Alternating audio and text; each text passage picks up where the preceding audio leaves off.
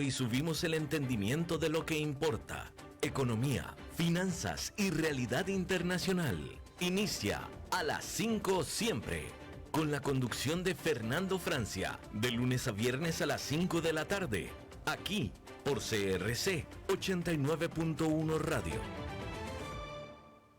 Hola, ¿qué tal? ¿Cómo están?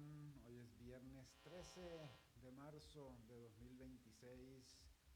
Dos viernes 13 seguidos este año. Y bueno, eso espero que no les traiga mucha mala suerte a nadie. Pues son las 4:59 de la tarde y eso quiere decir que usted va a estar al tanto de todo lo que importa en el mundo de la economía, las finanzas y la actualidad internacional. Muchísima información, pero hoy tratamos de traer información de mayor análisis, aunque siempre tenemos todo el panorama global con unas cuantas noticias del mundo, como por ejemplo que Hormuz sigue semi-paralizado, el mundo paga, sube petróleo, gas, fletes, fertilizantes y más. Estados Unidos abre investigaciones a 60 economías por trabajos forzados en cadenas globales, que estará analizando con incluso audiencias este mes que viene.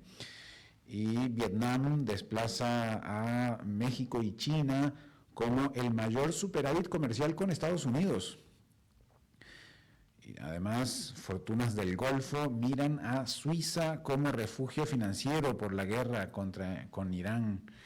Vamos a ver esto y mucho más. Y además, más adelante, en la segunda media hora, vamos a conversar con Óscar Grandío Moragues sobre las novedades en la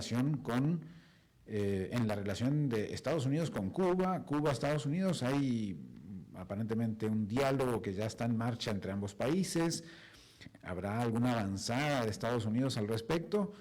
Especialmente luego del antecedente con Venezuela, bueno, y que además lo mencionaron, tanto el secretario de Estado Marco Rubio como el presidente Donald Trump mencionaron a Cuba, además de Groenlandia, y Colombia, y antes Panamá y Canadá, en fin, vamos a analizar eso con nuestro invitado Óscar Grandío dentro de un rato, y por supuesto la columna de los viernes con Mafa Moya.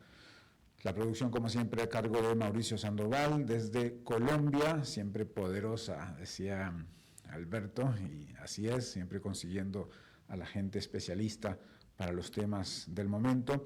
Y en controles, el talento técnico de David Guerrero, que hace posible que estés escuchando este programa. Vamos de una vez a las noticias. Bien, el panorama global, empezamos en Estados Unidos, les decía, hay unas investigaciones comerciales por varios temas, pero entre ellos el trabajo forzado. Estados Unidos abrió nuevas investigaciones comerciales contra 60 economías por posibles fallas en combatir el trabajo forzado en las cadenas globales. Las pesquisas se realizan bajo la sección 301, un mecanismo de la Oficina del Representante Comercial de Estados Unidos, y buscan determinar si esas prácticas afectan a trabajadores y empresas estadounidenses. Pero además, en esa misma investigación, por esos elementos relacionados con la sección 301 de la Ley de Comercio, pues sería una herramienta que permite responder a prácticas consideradas injustas o restrictivas para el comercio estadounidense y entonces aplicar aranceles distintos a los de la sección 122, que son estos aranceles temporales que ha anunciado, que ha colocado Donald Trump, el gobierno de Estados Unidos, con un 10% parejo a todo el mundo. Y que tiene un máximo de 15%, pero además, aunque todavía no se ha aplicado, pero además sería por un máximo de 150 días y pues aplicado de forma unánime, como les decía. Entonces este arancel de la sección 122 como que no es muy la herramienta que quiere para utilizar el arancel como herramienta política, como lo ha venido haciendo desde el año pasado. Las medidas estas podrían ser derivadas entonces de esa investigación con la sección 301 de la Ley de Comercio de 1974. Entre los países investigados está Costa Rica, México, Colombia, Honduras, El Salvador, Guatemala, Nicaragua, en fin, muchos países de América Latina y del mundo, también la Unión Europea, China, India, Japón, 60 países en esa lista. Bien, y seguimos con otras noticias. Consumidores demandaron al minorista estadounidense Costco Wholesale, una de las mayores cadenas de clubes de compras del mundo, para exigir la devolución de precios cobrados por aranceles que fueron luego anulados por la Corte Suprema, como ya lo hemos informado bastante aquí en el programa.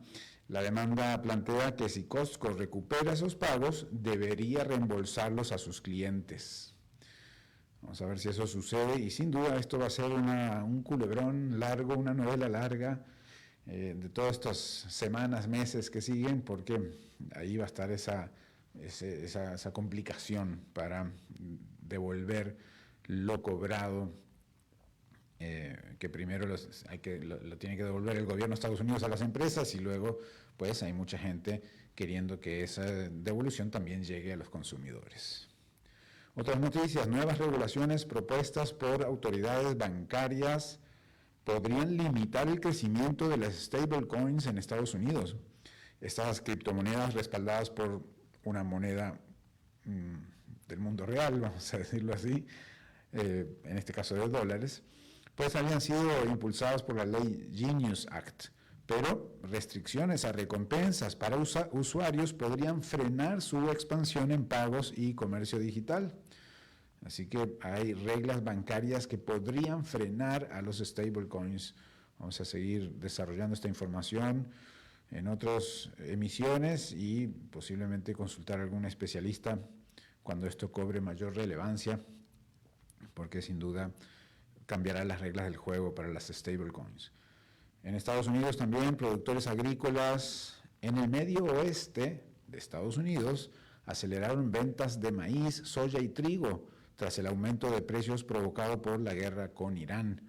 Parte del grano almacenado se vendió a grandes traders como Archer Daniels Midland y Bunge, dos gigantes globales del comercio de materias primas agrícolas. Así que agriculturas venden granos tras alza de precios y aprovechan para entonces pues poder venderlo a un precio mayor. El aumento del precio del combustible por la guerra con Irán está llevando a algunos conductores estadounidenses a reconsiderar los autos eléctricos. Así que el mercado se mueve, porque claro, el petróleo va a ser muy volátil en tiempos de incertidumbre y de guerras, así que analistas señalan que precios elevados de gasolina pueden impulsar la demanda de vehículos eléctricos si los consumidores perciben mayor estabilidad de los costos de la electricidad. Así que habría que analizar un poquito este mercado, cómo se está comportando, si ya tiene algún cambio de comportamiento o si es algo que se verá en el futuro cercano. También en Estados Unidos, ven qué interesante, un juez federal anuló citaciones del Departamento de Justicia contra el presidente de la Reserva Federal, Jerome Powell. Recuerdan todo lo que pasó justamente porque había unas investigaciones contra Jerome Powell y justamente eso se estaba interpretando como intervención o como una medida de presión hacia el jerarca de la Reserva Federal, la Fed de Estados Unidos. El fallo de un juez federal sostiene que la investigación buscaba presionar al Banco Central, a la Fed, para bajar tasas de interés, lo que constituye un uso indebido de poder judicial. Así que bueno, pues ahí ya un juez anuló esas citaciones y bloquea de alguna manera la presión sobre la Reserva Federal, además a pocos días de una nueva reunión que va a suceder ya la semana que viene, en donde estarán contra las cuerdas porque tienen que ver qué hacen con el empleo y con el alza de precios, que pues va a estar a la orden del día, sin duda, va a ser una reunión importante. Vamos a Europa, porque banqueros y asesores financieros estiman que la guerra en Medio Oriente podría impulsar el traslado de fortunas desde el Golfo y todas las economías que están allí y los bancos que están allí hacia Suiza. tradicional refugio financiero, como ustedes saben. En los últimos 3 años, los activos de clientes de Emiratos Árabes Unidos en bancos suizos ya aumentaron cerca del 40%. Así que es una tendencia que ya se está dando y que se intensificaría a partir de la guerra con Irán. Suiza atraería capital del Golfo por guerra con Irán allá en Medio Oriente. Y la política podría complicar compra en sector de chips, una posible adquisición del fabricante neerlandés BE Semiconductor Industries, especializado en empaquetado avanzado de chips por empresas estadounidenses como Lam Research o Applied Materials, podría enfrentar tensiones políticas. El sector de semiconductores se ha vuelto estratégico en la competencia tecnológica global. Así que ahí la política comercial podría estar complicando la compra de empresas en el sector de chips. Vamos a Asia. Bancos chinos aumentan crédito al sector tecnológico. Entidades financieras de China planean expandir préstamos hacia empresas tecnológicas y de innovación. La estrategia responde al impulso del gobierno para acelerar el desarrollo de inteligencia artificial, semiconductores y manufactura avanzada en los próximos 5 años. En la India se aplazará la firma del acuerdo comercial con Estados Unidos, luego de nuevas investigaciones comerciales impulsadas por Washington, que les informaba al inicio. Aunque ambos gobiernos siguen en la negociación, el cronograma previsto para marzo podría retrasarse varios meses. Así que esto que estaban apurándose, pues ahora le han puesto un freno. Claro, hay otras cosas importantes y además aparece esta investigación que busca lograr tener el elemento arancel más a mano para colocar en el momento y países que Estados Unidos considere pertinente a partir de esta investigación de la sección 301 de la Ley de Comercio de 1974. Bueno, les decían los titulares que Vietnam lidera el superávit comercial con Estados Unidos. Ahora es el país con más superávit comercial. Vietnam registró en enero el mayor superávit comercial con Estados Unidos, con 19.000 millones de dólares, superando a México y China. Las exportaciones vietnamitas al mercado estadounidense crecieron 53% interanual, impulsadas por aranceles más altos aplicados a productos chinos. Así que parece que Vietnam, como ya lo habíamos informado un par de veces, cuando aparece Vietnam en los titulares, ha estado relacionado con este tema. Así que pues es algo que ya hemos ido adelantando y se materializa ahora. Así que superávit comercial con Estados Unidos de Vietnam. China rechaza investigaciones comerciales de Estados Unidos. Bueno, esta noticia que dimos al inicio, pues ya está dando vuelta al mundo, por supuesto, y Beijing criticó la decisión de Washington de iniciar investigaciones comerciales contra decenas de países por trabajos forzados y exceso de capacidad industrial. Ambas potencias discutirán el tema en Francia antes de una visita presidencial de Donald Trump a China que está prevista para el 31 de marzo. Así que pues ya están casi sobre la fecha de esa visita y hay demasiadas cosas en el aire. Así que vamos a ver si eso no va a crispar un poquito esa relación y esa visita, pero casi siempre cuando la visita se da, cuando la reunión se da, se liman asperezas como lo hicieron el presidente de Colombia, Gustavo Petro, con Donald Trump, o incluso el alcalde de Nueva York, Zoran Mandami, con Donald Trump. Vamos a África. Vean qué interesante esta nota. Microsoft anunció inversiones de unos 330 millones de dólares en Sudáfrica para expandir infraestructura en la nube e inteligencia artificial allí en Sudáfrica.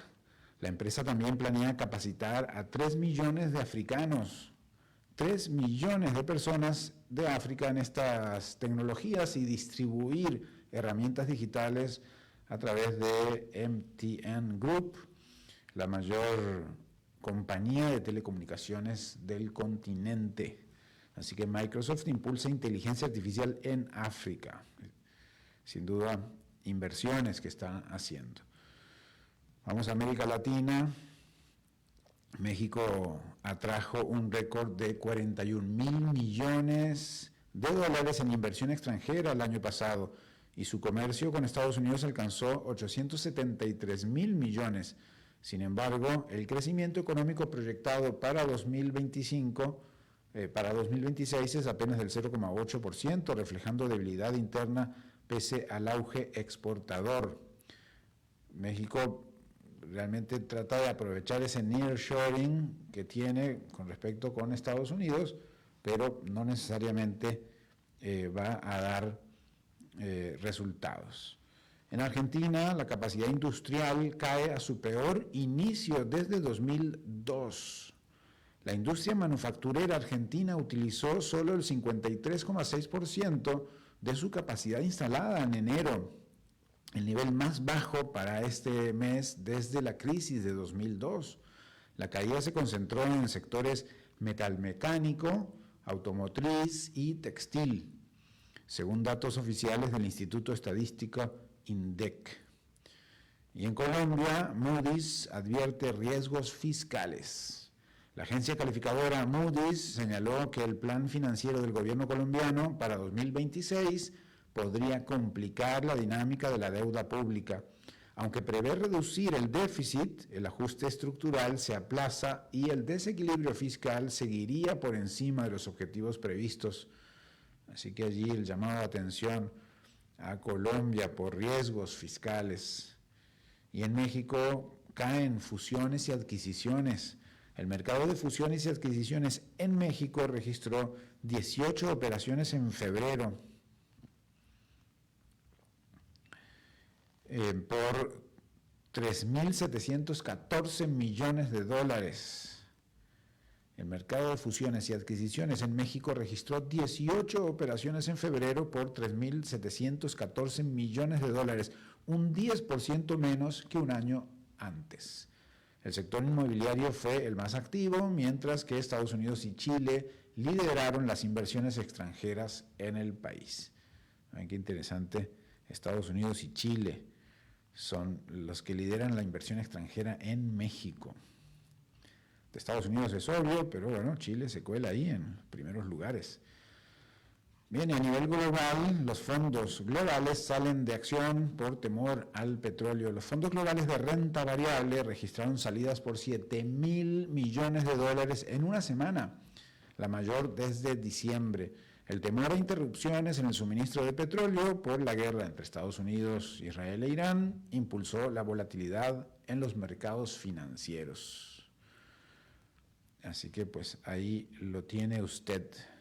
Esta información relacionada con, bueno, con esto terminamos las informaciones breves, el panorama global y pasamos a una serie de informes y análisis un poquito más de extensos, aunque antes quería comentarles este detalle.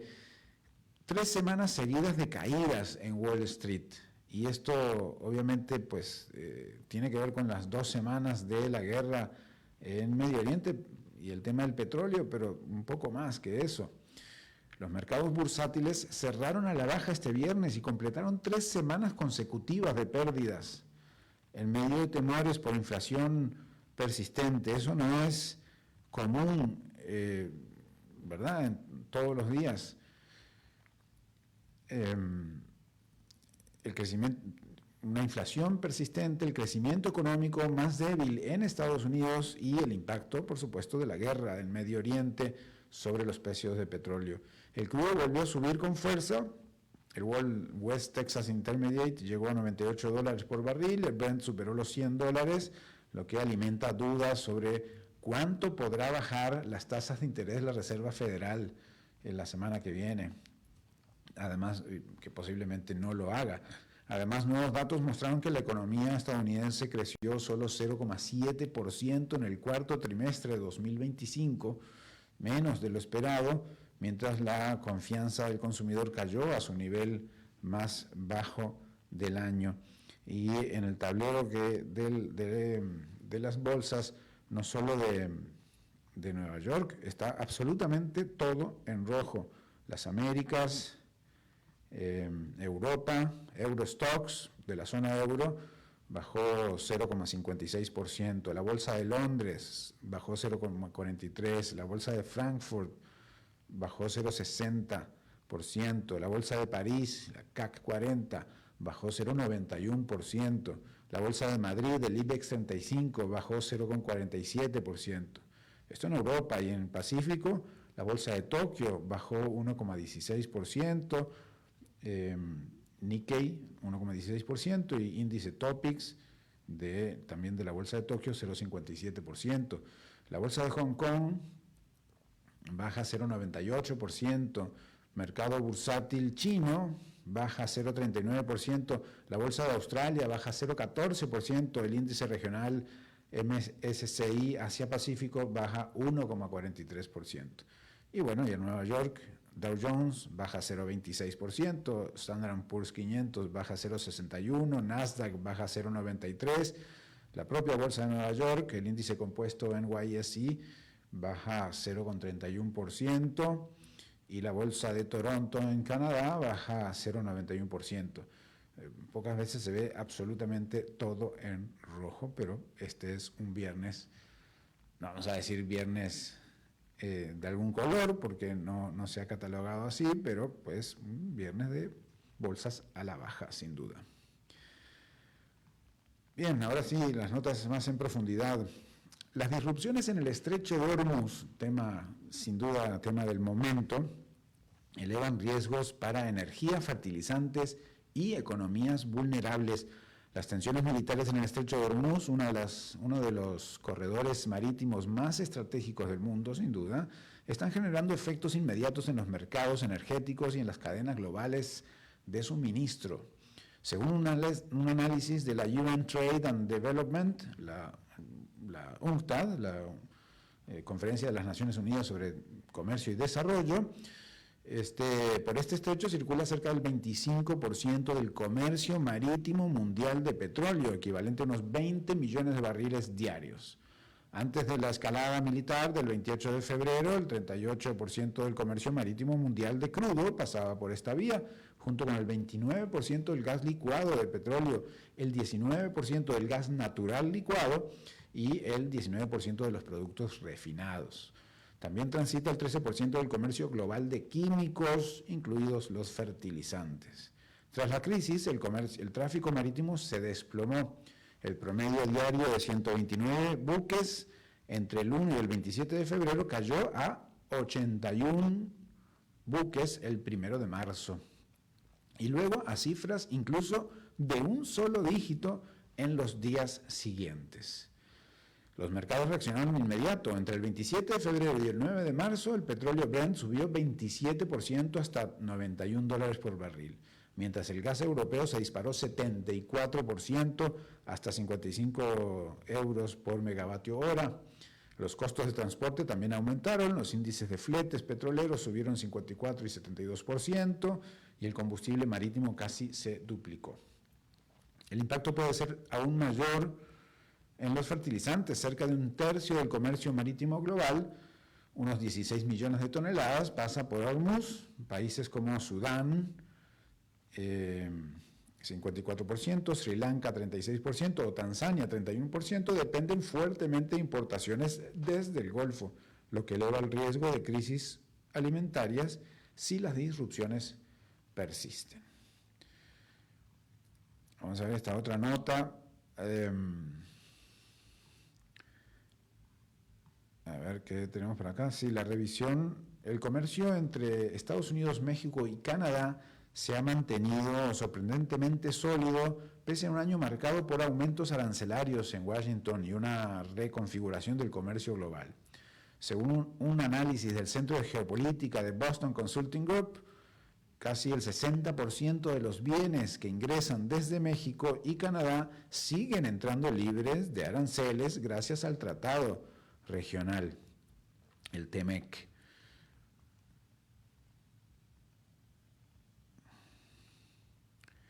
Sin embargo, ese equilibrio podría cambiar. El acuerdo será sometido a una revisión formal a partir de julio, como ya lo hemos informado aquí, un proceso que podría extenderse incluso hasta 2027 y redefinir las reglas sobre automóviles, servicios digitales, estándares laborales, con potencial impacto en cadenas de suministro altamente integradas entre los tres países. La interdependencia comercial es significativa. En 2024, el comercio entre los tres países superó los 1,5 billones de dólares. De hecho, México y Canadá en conjunto importan de Estados Unidos un volumen similar al que Washington compra a toda la Unión Europea, por ejemplo. Aún así, la estabilidad del tratado no ha impedido medidas unilaterales. En 2025, Estados Unidos aplicó nuevos aranceles a productos industriales utilizando distintas herramientas legales, lo que elevó la incertidumbre sobre la previsibilidad del sistema comercial regional. Bien, y esta otra nota, pues es una nota interesante sobre el liderazgo y las nuevas generaciones. Los modelos de liderazgo construidos sobre estabilidad, jerarquía y control, que son los más usuales que hemos conocido, pues ya no alcanzan en el mundo, en un mundo atravesado por crisis simultáneas, interdependencias complejas, cambios acelerados. La erosión de la confianza en líderes e instituciones no es el problema central, sino el síntoma de una desconexión más profunda. Las prácticas de liderazgo no han evolucionado al ritmo que lo ha hecho la propia realidad. En este contexto no existe el liderazgo del futuro como fórmula única. Lo que emerge son múltiples futuros posibles que deben ser moldeados activamente mediante diálogo, colaboración y acción. La transformación no pasa por un nuevo eslogan, sino por rediseñar las bases mismas del liderazgo con una mirada sistémica. El enfoque propuesto parte de 4 ejes clave. Primero, repensar el pipeline de liderazgo, la cartera, cómo se identifican y seleccionan quienes asumen responsabilidades, es decir, los prospectos para esos liderazgos en estos nuevos tiempos. En segundo lugar, revisar la formación, la priorización, priorizando capacidades adaptativas y pensamiento crítico. El tercero, redefinir cómo se toman decisiones en entornos de incertidumbre, promoviendo estructuras más inclusivas, más ágiles. Y cuarto, planificar la sucesión y el legado como parte estratégica, no como una reacción al final de los tiempos cuando ya no hay otro remedio, sino verlo como algo que pueda ir acompañando el crecimiento de una empresa o el crecimiento de una organización. El liderazgo del siglo XXI no será una estructura rígida, sino una práctica dinámica capaz de aprender, anticipar y reconstruir confianza en medio del cambio permanente. Este aporte del grupo McKinsey sobre liderazgos, que bien interesante cómo ir renovando, cómo pensar los liderazgos en las organizaciones, cualquiera sea ella, pues en estos tiempos de incertidumbre, en estos tiempos de recambio generacional, en estos tiempos en que la realidad cambia.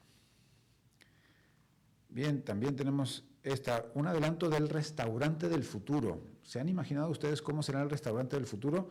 Obviamente hay muchas actividades que cuando todos nosotros éramos niños, o por lo menos hace algunos años, ha cambiado. La industria gastronómica se encamina hacia una reinvención acelerada también, impulsada por automatización, inteligencia artificial y nuevos formatos operativos. Todo esto va a alcanzar también a la gastronomía. En los próximos años, las recomendaciones podrían llegar desde plataformas de IA, por ejemplo. Los mozos podrían contar con apoyos de robots y las recetas optimizarse mediante pruebas algorítmicas que acorten la distancia entre innovación y la mesa. El menú también cambia.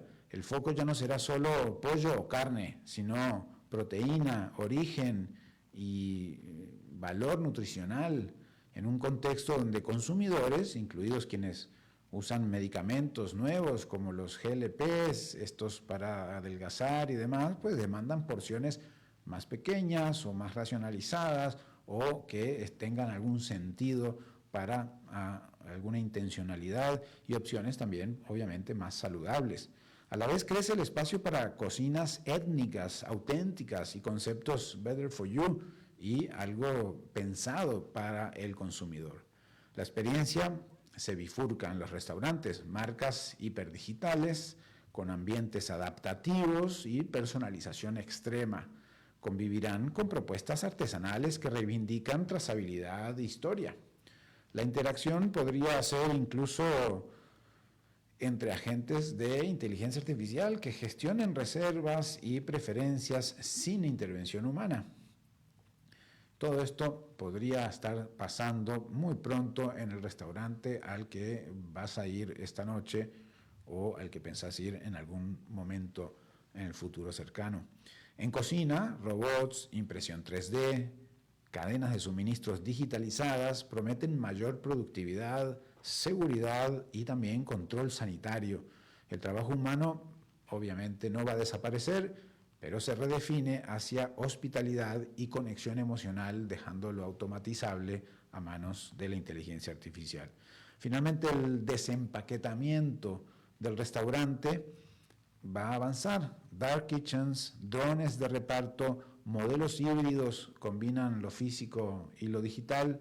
Pues el futuro no elimina la mesa, no elimina la gastronomía, no eliminará ese apetito de salir a otros lugares a comer, pero lo va a transformar sin duda como ha transformado prácticamente todas las actividades en las que nos movemos. Vamos a una muy breve pausa y enseguida volvemos con la segunda parte de este programa a conversar sobre las relaciones Estados Unidos-Cuba, a ver qué está pasando. Regresamos a las 5 siempre con Fernando Francia. Es vida, salud y bienestar. Por eso, vos y los tuyos necesitan agua purificada, ozonizada y embotellada San Ángel. Hace que tu vida sea más larga y saludable con agua San Ángel. Disfrútala naturalmente y viví una experiencia con agua purificada San Ángel. Pureza que se siente. Búscanos en Facebook como Agua San Ángel. Continuamos escuchando a las 5 siempre con Fernando Francia. Bien, continuamos a las 5 siempre. Gracias por estar ahí, por estar conectados, en sintonía. Las relaciones entre Estados Unidos y Cuba vuelven a estar en el centro del debate regional, como prácticamente las últimas décadas. En medio de una profunda crisis económica en la isla, el presidente Miguel Díaz-Canel confirmó que funcionarios cubanos han iniciado conversaciones con representantes de la administración de Donald Trump, algo que durante semanas se había mantenido en silencio, incluso se había negado oficialmente en algunos momentos. Este acercamiento ocurre en un contexto particularmente complejo. Cuba enfrenta una grave crisis energética y económica, con escasez de combustible, apagones y crecientes protestas sociales. Al mismo tiempo, Washington mantiene una política de máxima presión sobre La Habana. Y el propio Trump ha sugerido varias veces, en varias ocasiones, que espera ver un gran cambio en la isla. El escenario genera muchas preguntas. ¿Estamos ante un nuevo intento de deshielo como el que ocurrió en 2014 con Barack Obama? ¿O se trata más bien de una negociación bajo presión, en medio de amenazas de mayor confrontación o incluso de intervención, especialmente después de lo ocurrido el 3 de enero en Venezuela? Bueno, para conversar de todos estos temas nos acompaña ya aquí a las 5 siempre Óscar Grandío Moragues, experto en historia y política cubana, es docente, historiador, licenciado en Relaciones Políticas Internacionales por el Instituto Superior de Relaciones Internacionales de Cuba, con estudios de maestría en Asia y África en el Colegio de México y doctor en Historia por York University de Canadá. Así que le damos una muy cordial bienvenida y un agradecimiento por dedicarnos este rato y ayudarnos a entender la actualidad en las relaciones Estados Unidos-Cuba. ¿Cómo estás? Bienvenido. ¿Cómo estás, Fernando? Gracias por la invitación. Bien, Oscar. Primero, lo coyuntural, es decir, desde todo este año, Estados Unidos, y quizás desde finales del año pasado, Estados Unidos ha estado hablando de algunos países. Habló de Groenlandia, habló de Panamá, habló de Canadá, ¿verdad? En términos un poco generales, pero luego, pasó lo de Venezuela, y en la conferencia de prensa de la explicación de lo que había pasado en Venezuela a principios de enero de este año, nombró a Colombia, pero también nombró a Cuba. Y entonces empezaron a generar, ¿verdad?, todas estas elucubraciones de a qué se estaba refiriendo. Y ahora ya estamos, que se da a conocer en muchos medios internacionales de la existencia de estos diálogos entre Estados Unidos y Cuba. ¿Qué es lo que está pasando entre ambos gobiernos? Bueno, Fernando, primero, tu audiencia debe tener presente que el régimen cubano, con diálogos, con conversaciones, como lo queríamos llamar, con Estados Unidos, está hoy en día en una crisis terminal. Y esta crisis terminal ha puesto a Cuba como nación en una encrucijada que yo llamo existencial, porque la permanencia de esta gente en el poder, incluso por unos meses más, pone en peligro la existencia de Cuba, ya no como país, sino como nación. Un país colapsado absolutamente, colapsado desde el punto de vista económico, energético, social, y es un régimen que hoy es muy impopular. Y este colapso no es causa directa, digamos, del aumento de las sanciones de Estados Unidos hacia Cuba, que en estos últimos días se han incrementado. Simplemente esta crisis existencial se produce como consecuencia de las políticas cerradas de un régimen que además es criminal, ¿no?, y totalitario. Entonces, esta satrapía que mal gobierna Cuba, y lo han dicho ellos, siempre ha estado dispuesta a hundir en el mar a Cuba, y no lo digo en su sentido metafórico, sino ellos lo han dicho claramente, hundir a Cuba en el mar antes de entregar el poder en la isla. Y hoy Díaz-Canel, el presidente que en Cuba le dicen el puesto a dedo, porque realmente no es un presidente que fue puesto democráticamente, sino es un títere del gobernante Raúl Castro, en su alocución de la mañana, que igual tuviste, ha reafirmado que su régimen no tiene la voluntad de entregar el poder ni de negociar cuestiones de fondo, de entregar el poder político con ninguna potencia extranjera y menos con Estados Unidos. Sino lo que han dicho con sus palabras prácticamente que desean ganar tiempo y ofrecerle a Estados Unidos una serie de reformas ficticias que no son nuevas. Esto ha pasado prácticamente de una manera cíclica en Cuba en los últimos 20 años, donde ante crisis que son menos profundas que la anterior, que la actual, han reformado ficticiamente algunos sectores de la economía para después volverlos a cerrar cuando la situación mejore. Y parece que esta vez no es la excepción. Yo creo que ellos están esperando negociar una apertura mínima con Estados Unidos que les permita estar en el poder y tratar de ganar tiempo hasta las elecciones de noviembre, donde ellos prevén que hay una victoria en el Congreso de los Demócratas y que quizás tengan un contexto mucho más favorable para negociar. Pero esto se va a complicar por el tema de que en Cuba realmente hay un malestar enorme que puede poner, puede poner fin al régimen cubano. Ahora, todo lo que estás relatando, de alguna manera interpreto que es lo que viene pasando en Cuba desde hace muchos años. Todo se va recrudeciendo. Por supuesto que el paso del tiempo hace recrudecer absolutamente todo lo que has nombrado, pero también el elemento, digamos, que novedoso, por ponerlo de alguna manera, de este 2026 es la intervención en Venezuela y por lo tanto además Marco Rubio, siendo de origen, digamos, cubano, podría suponerse que no pasa de 2026 una posible intervención en Cuba también, y eso lo tiene que por lo menos pensar también esta dirigencia cubana, ¿no?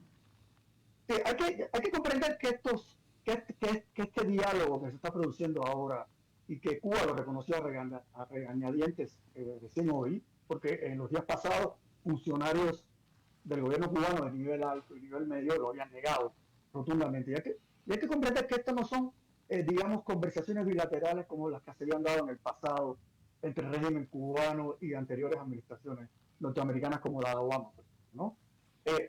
Ahora la diferencia es que el gobierno cubano efectivamente se ha visto forzado a sentarse a discutir con una administración que por primera vez tiene elementos tan, para forzar una salida del poder del régimen, ¿no? Y estos elementos, ya te los enumeré al principio, que primero es lo catastrófico del colapso social y económico de la Cuba actual, el masivo rechazo de la población cubana al régimen, que ya se está manifestando, y la desaparición, que esto no es un factor cualquiera de las ayudas externas que Cuba había tenido de Venezuela, ¿no? Que era un país totalmente subsidiado y que esa ayuda externa ha desaparecido. Se trató de sustituir por México, pero también esa ayuda subsidiaria, prácticamente petróleo gratis, ha desaparecido también. Entonces, esto también se une al contexto de una administración Trump que es mucho más agresiva en su política de sanciones hacia Cuba, que ha reforzado estas sanciones y cuyo objetivo evidentemente es forzar la salida de este régimen del poder. Lo están tratando de forzar de una manera amistosa, digamos, forzando conversaciones. Y también lo que tú planteabas, que quien está frente de la mesa del lado norteamericano ahora es un cubano-americano, que es Marco Rubio, que sabe que el régimen de La Habana es irreformable, ¿no? Todo el que ha estudiado Cuba mínimamente sabe que es un régimen que no se puede reformar desde adentro precisamente por su propia naturaleza totalitaria, ¿no? Y que estas negociaciones precisamente no buscan reformar el régimen, sino buscan efectivamente un cambio de régimen. Ahora, la pregunta es, ¿cuáles serían las consecuencias reales de un cambio de régimen repentino en Cuba en las actuales condiciones? Ante una falta de estructuras disidentes y de planes de estas estructuras disidentes que no están estructuradas, digamos, de una manera organizada, Claro, para producir una transición ordenada. Exacto, porque si en Venezuela ellos pensaron que no había una oposición que podía hacerse cargo de un Estado, de un país, porque lo dijeron ellos, lo dijeron en conferencia de prensa Marco Rubio y Donald Trump, bueno, en la isla, luego de, ya perdí la cuenta de años, pero 80 años, más difícil, ¿no? Que exista eso ya organizado. Ahora, ¿cómo se vería esa intervención? Pero antes de esta pregunta, Oscar, ¿qué temas crees que podrían estar negociando? Porque ¿qué tendría el gobierno cubano para ofrecer a nivel de negociación, como posiblemente lo haya hecho en aquellas conversaciones que también fueron escondidas en Qatar del gobierno de Venezuela con Estados Unidos? Bueno, hay que entender primero que Cuba no es Venezuela, ¿no? O sea, no, claro. Venezuela tiene grupos importantes en el poder que comparten este poder dentro de una estructura autoritaria del chavismo, ¿no? O sea, hay grupos de poder que comparten la estructura de poder, pero no es un grupo de poder monolítico.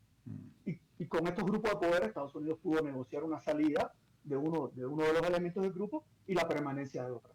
Y también Venezuela tiene petróleo, ¿no? En La Habana el poder es diferente, es ejercido de una manera vertical por una familia, o sea, es una familia pequeña, una élite muy pequeña, que es la familia de Raúl Castro, que tiene un control absoluto del poder y tiene un control totalitario del poder. ¿Por qué totalitario? Porque tiene un control absoluto, a diferencia de Venezuela, de la política, de la economía y de las comunicaciones, ¿no? En Cuba no es un régimen leninista de partido único. En Cuba la economía, el 95% está en manos del Estado cubano.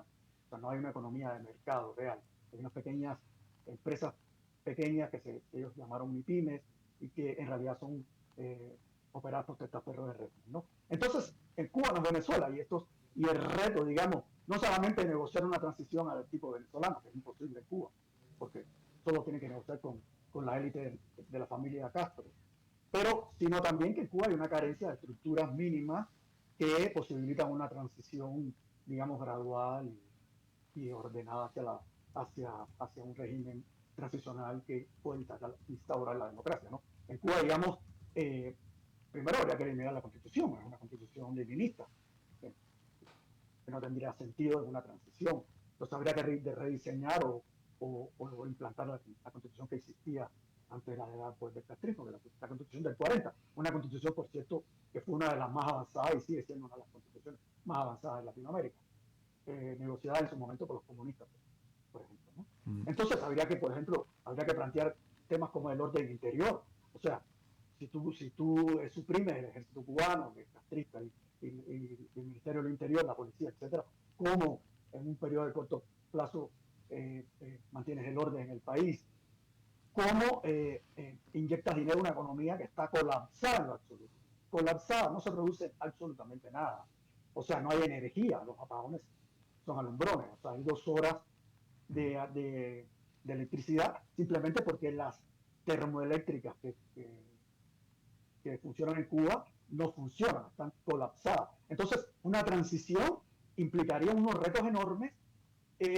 Entonces, esto complicaría, digamos, que haya una salida inmediata del régimen.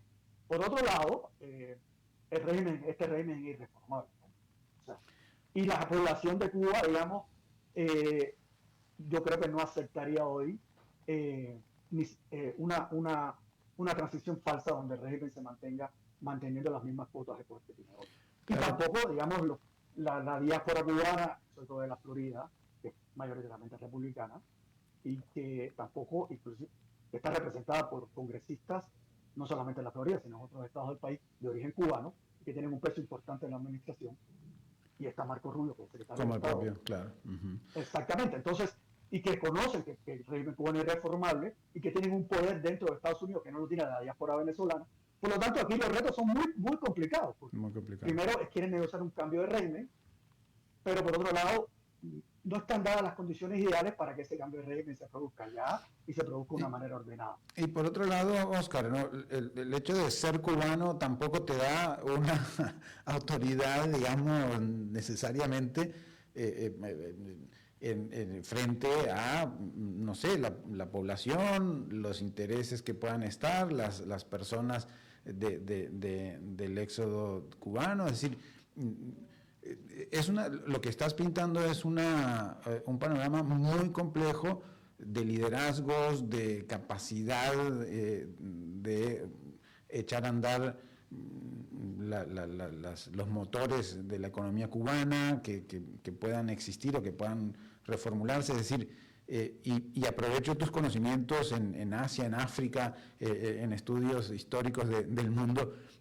¿Ha habido algún tipo de intervención? Se nos va acabando un poco el tiempo, pero quería formulártelo porque ¿ha habido algún tipo de reconstrucción a partir de intervenciones tras regímenes tan largos que generen un cambio del aparato institucional? Porque no me refiero, por ejemplo, a una dictadura de España de 40 años o unas dictaduras en Sudamérica de 10 años que no cambiaron la estructura del Estado, se apoderaron de ella, pero no la cambiaron. Entonces, acá vos decís que está muy difícil que se pueda hacer algo con esa estructura estatal de este momento, entonces el panorama es súper complejo, ¿no?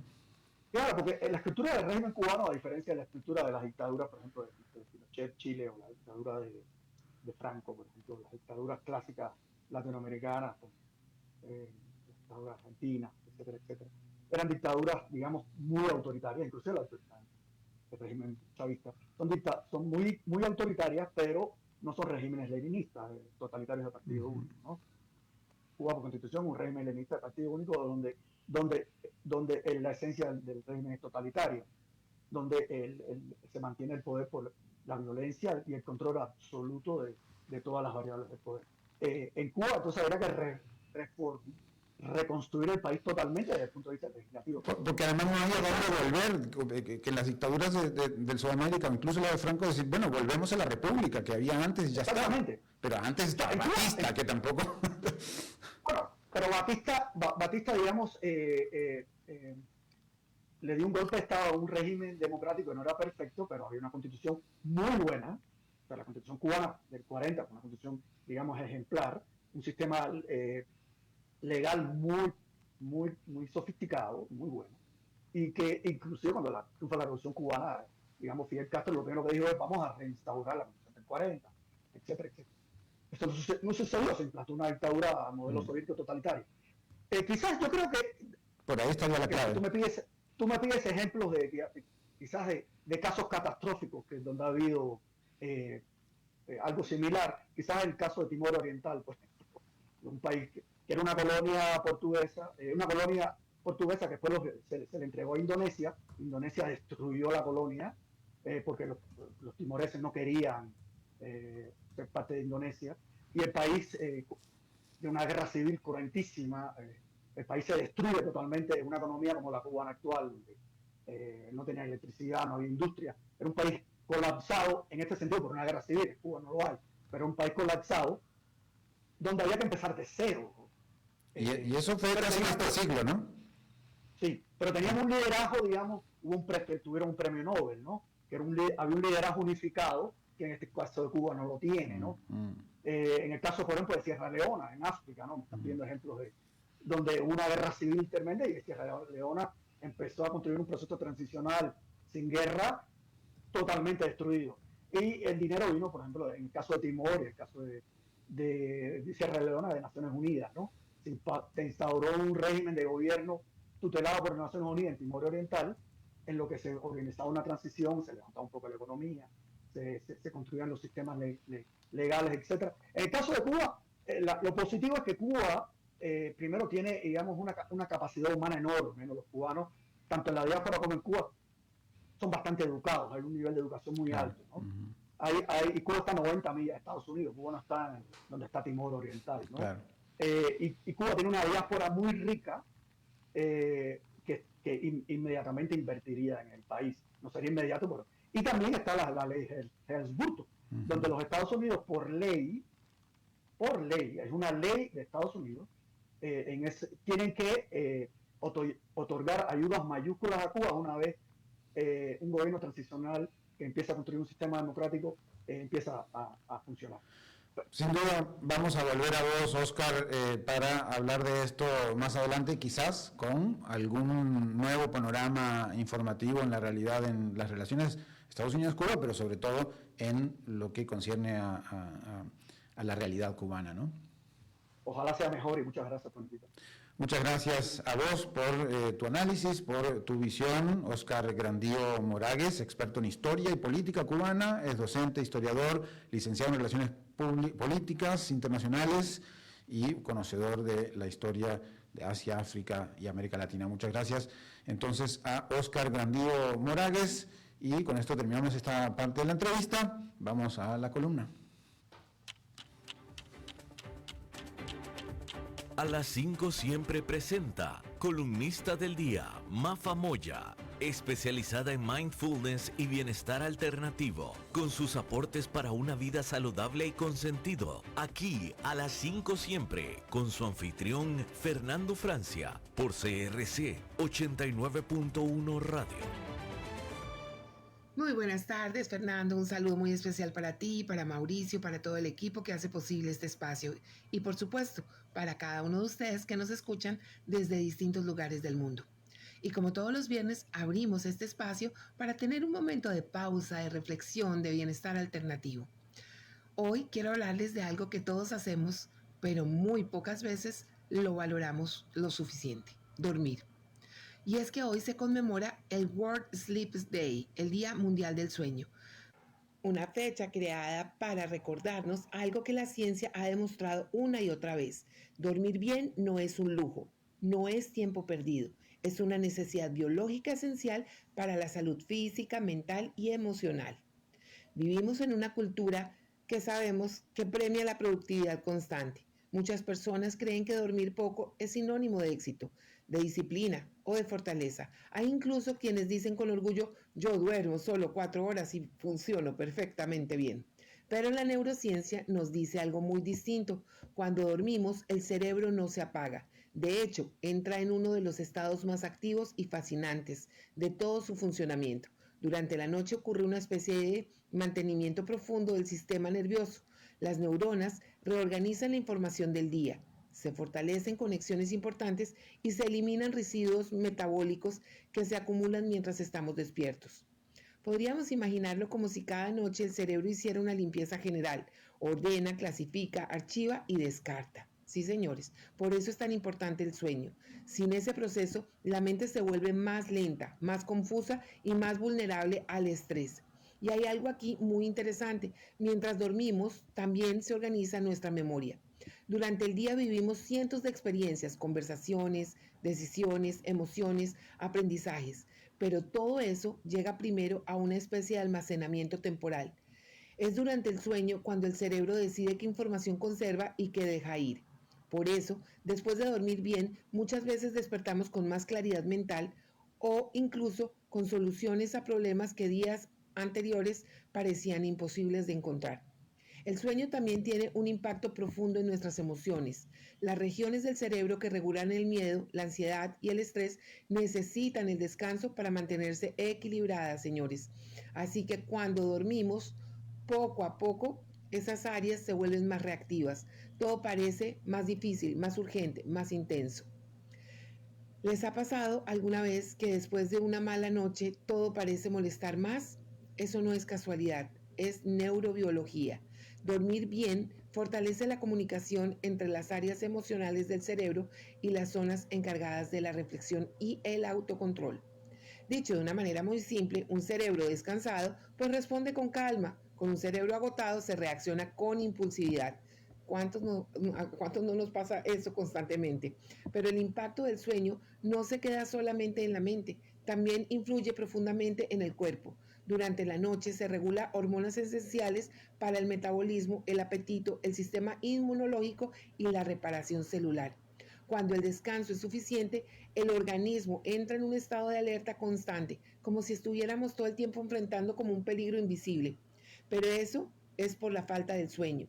La falta de sueño nos puede afectar la energía, el sistema inmunológico, el estado de ánimo e incluso nuestra salud cardiovascular. Se los digo yo que tuve un paro cardíaco de muerte súbita.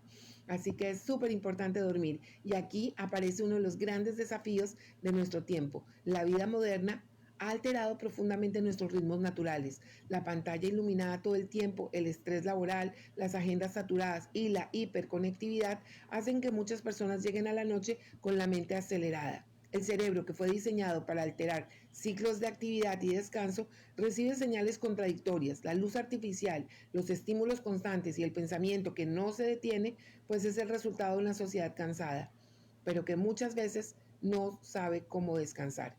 Paradójicamente, muchas personas sacrifican horas de sueño intentando ser más productivas, cuando la ciencia ha demostrado que el descanso es uno de los factores más importantes para la creatividad, la toma de decisiones y la claridad mental. Así que, señoras, señores, a dormir bien. Dormir bien también es inteligencia emocional. Un cerebro descansado puede escuchar mejor, decidir mejor, relacionarse mejor. Un cerebro agotado pierde perspectiva, se vuelve más reactivo, menos paciente. Por eso, cuidar del sueño no es solo un acto de salud física, también es un acto de amor propio. Respetar nuestros ciclos de descanso es reconocer que el cuerpo tiene su propia sabiduría. Pequeños cambios pueden marcar grandes diferencias. Reducir el uso de pantallas antes de dormir, crear rituales nocturnos tranquilos, respetar nuestros horarios regulares nos permite que la mente se desacelere poco a poco. Dormir no es perder tiempo. Dormir es permitir que el cerebro repare, que las emociones se regulen y que el cuerpo recupere su equilibrio. Sobre todo en un mundo que valora tanto el hacer. Tal vez uno de los actos más inteligentes que podamos practicar a partir de ahora es simplemente aprender a descansar.